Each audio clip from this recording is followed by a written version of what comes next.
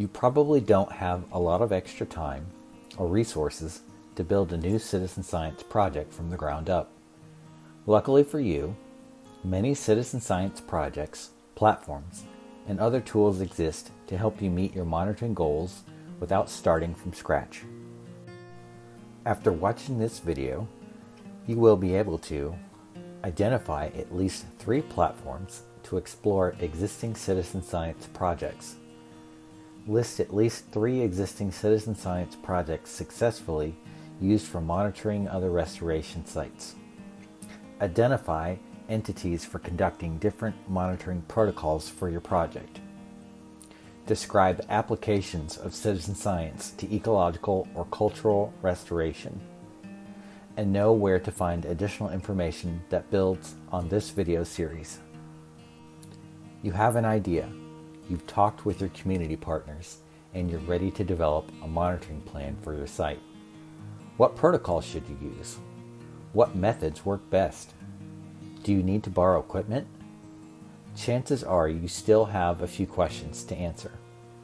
There are hundreds, maybe even thousands, of citizen science projects collecting data and conducting monitoring around the world. You don't need to start a project from scratch. You can probably leverage an existing project outright or build on one that meets most, if not all, of your needs. You may want to begin by convening a meeting or call with your community partners. If they are already conducting citizen science or monitoring projects that overlap with your needs, find out what it might take for them to add your restoration site to their work. Even if their existing protocols aren't a perfect fit, you may be able to adapt your needs, or they may be able to adapt their protocols to serve your restoration monitoring needs. Involving groups already conducting similar citizen science is the best possible scenario, as it probably requires the least amount of effort, while building knowledge about the site and trust between the partners. If none of your partners are doing citizen science or monitoring work yet, find an analog site or project to use as an example. There are many places you can look for existing citizen science projects. Platforms or websites that may be especially useful for finding projects for restoration monitoring include SciStarter, CitSci, citizenscience.gov, and iNaturalist. Each of these websites allows you to search existing citizen science projects and contact project managers for more information. Some offer capabilities for creating new citizen science or monitoring projects, hosting data, visualizing data, and more. Rather than competing with one another, these citizen science platforms generally try to work together to solve different challenges for citizen science and often collaborate to move the field of citizen science forward. Each platform has their own unique strengths and weaknesses, so you may find that different ones will meet different needs for your project. Take a moment to pause the video and open each of these sites in a new tab so you can explore them more later. In addition to large platforms, there are more than a few citizen science projects that have been used successfully with federal restoration projects and are worth getting familiar with, including eBird, the National Phenology Network's Nature's Notebook, Utah Water Watch, Chronolog, Survey 123, and Land PKS.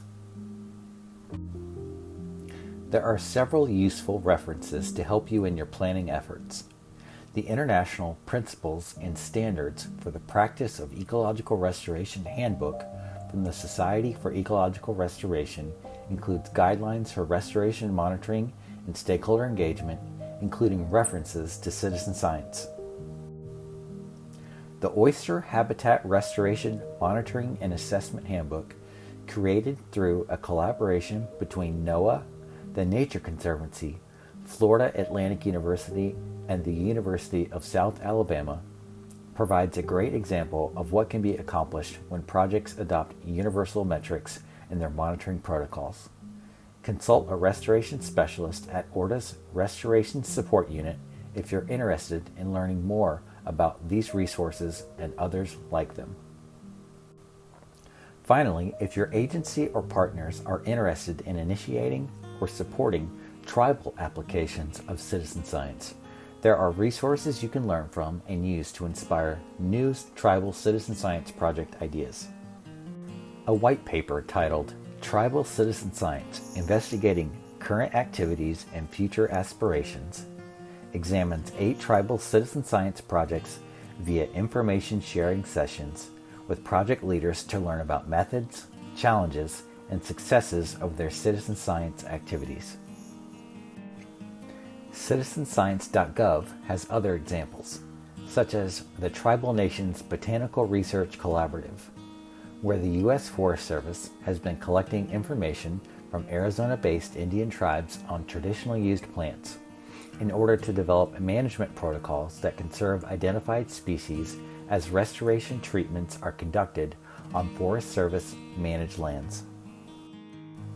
When pursuing tribal citizen science, recognize that tribal nations have unique needs and considerations surrounding data privacy and sensitive cultural information as it relates to citizen science, which may not be present in non-tribal citizen science.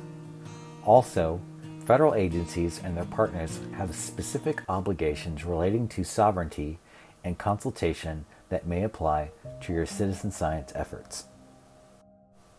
In the next video, we'll explore data management, including tools you can use to store, share, and manage your data with ease.